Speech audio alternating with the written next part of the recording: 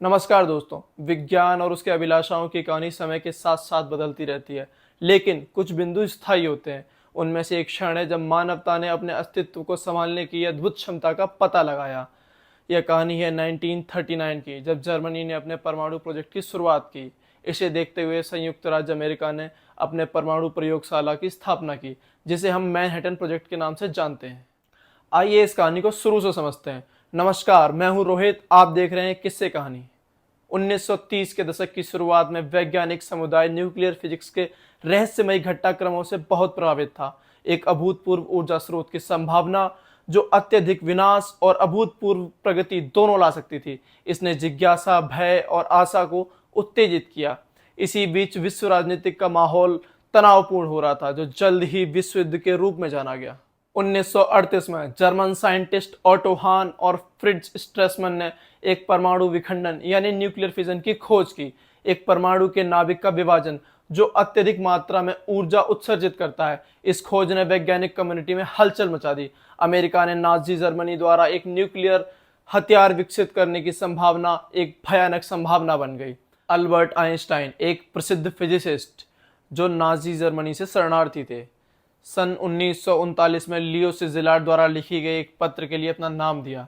बाद में इसे आइंस्टाइन सिजिलार्ड पत्र के नाम से भी जाना गया, जिसे राष्ट्रपति फ्रैंकलिन डी रूजवेल्ट को भेजा गया था, जिसमें उन्हें जर्मनी की परमाणु विकसित करने की संभावना की चेतावनी दी गई और अमेरिका को अपना न्यूक्लियर प्रोजेक्ट शुरू करने की सलाह दी गई। यह वही बिंदु था जो बाद में मैनहट्टन परियोजना के रूप में जाना गया।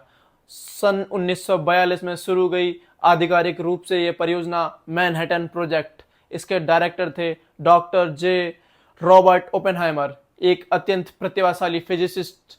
इस प्रोजेक्ट में कुल 1,30,000 व्यक्ति शामिल थे, जिनमें दुनिया के सबसे प्रमुख वैज्ञानिक शामिल थे। आखिरकार इंतजार खत्म हुआ। 16 जुलाई 1945 काउंटडाउन शुरू हुआ। 3, 2, 1 और एक भयानक विस्फोट हुआ, मानो साक्षात सूरज का जन्म हो रहा। मानवता ने पहली बार अपनी विनाशकारी शक्ति को परमाणु के रूप में देखा था।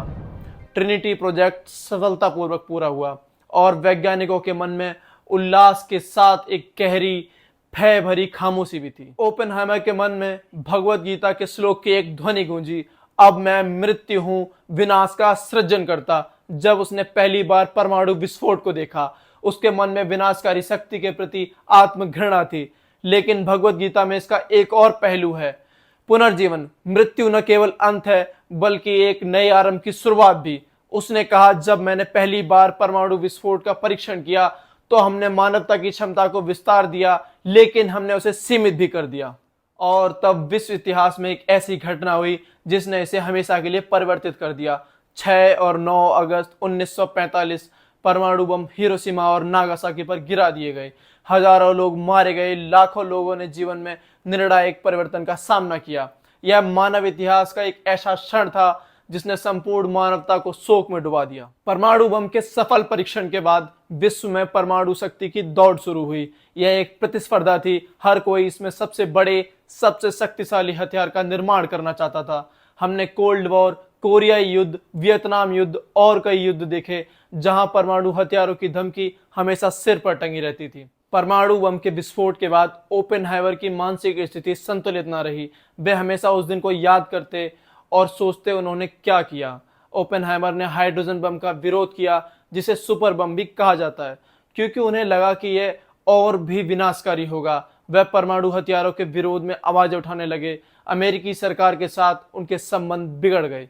1954 में उनका सुरक्षा मान्यता पत्र रद्द कर दिया गया। उन्हें यह भी अनुभव करना पड़ा, उनकी व्यक्तिगत और पेशेवर जिंदगी में काफी दबाव है। ओपेनहाइमर ने अपनी बाकी की जिंदगी शांति और विज्ञान की सेवा में बिताई, लेकिन उनके मन में विनाशकारी न्यूक्लियर शक्ति की यातना हमेशा बनी रही। हालांकि उनकी पर्यावरणीय चेतावनी का कोई असर नहीं हुआ। द्वितीय विश्व युद्ध खत्म होने के बाद विश्व में विभाजन, शीत युद्ध का उत्पन्न हुआ और परमाणु हथियारों की दौड़ शुरू हुई। आज हम ग्रह के अंत की कगार पर खड़े हैं। आप ऐसे समझिए, एक व्यक्ति की अस्थिर मानसिक स्थिति और एक बटन के बीच में जितना अंतर है, सिर्फ उतना ही अंतर है जो इस ग्रह को नष्ट कर सकता है। यही वह अंतिम नतीजा जिसे ओपेनहाइमर और उसके साथी वैज्ञानिकों ने कभी सोचा नहीं था। जब उन्होंने मैनहट्टन परियोजना पर काम शुरू किया था। यह हमें यह सोचने पर विवश करता है कि हमारे पास कितनी विनाशकारी शक्तियां हैं और हमें इसका प्रयोग कैसे करना चाहिए, जो मानवता के सामर्थ्य और उसके सामर्थ्य के साथ अपनी जिम्मेदारी के बारे में है। जिस दिन मैनहट्टन प्रोजेक्ट ने परमाणु बम का परीक्षण किया, उस दिन न केवल विश्व युद्ध की दिशा बदल गई बल्कि मानवता की कल्पना को भी बदल दिया। वह समय था जब हमने खुद को नष्ट करने की अनोखी क्षमता को हासिल किया। आज हम एक अभिमानी बटन की ओर देखते हैं जो संपूर्ण मानवता को नष्ट कर सकता है। हम एक खतरनाक राह पर खड़े हैं जहां हमारे अस्तित्व के संतुलन को एक दूसरे पर विश्वास और विनाश के ऊपर तर्क की आशा द्वारा बनाए रखा जाता है। यह जिम्मेदारी भारी है, लेकिन हमें इसे एक अवसर की तरह देखने की जरूरत है। एक अवसर जहां हम नए आरंभ की ओर बढ़ सकते हैं, नई दुनिया की ओर जहां विनाशकारी शक्तियों का उपयोग विश्व शांति और विश्व प्रगति के लिए किया जा सकता है। Remember, as the Bhagavad Gita states, we are what we believe we are. हम वही हैं जो हम समझते हैं। चलिए हम शांति, प्रगति और समृद्धि के भविष्य में विश्वास करें, इसलिए नहीं कि आसान है, बल्कि इसलिए यह हमारा नैतिक कर्तव्य है कि हम आने वाली पीढ़ियों के प्रति उत्तरदायित्व लें। तो चलिए ओपेनहाइमर के जीवन से एक सबक लें। विनाश की राख से हम एक बेहतर दुनिया के लिए उठ सकते हैं। यह हमारी शक्ति है और यही हमारी जिम्मेदारी है। अगर आपको वीडियो इन्फॉर्मेटिव लगा तो वीडियो को लाइक और चैनल को सब्सक्राइब करके हमारा मनोबल बढ़ाएं। धन्यवाद।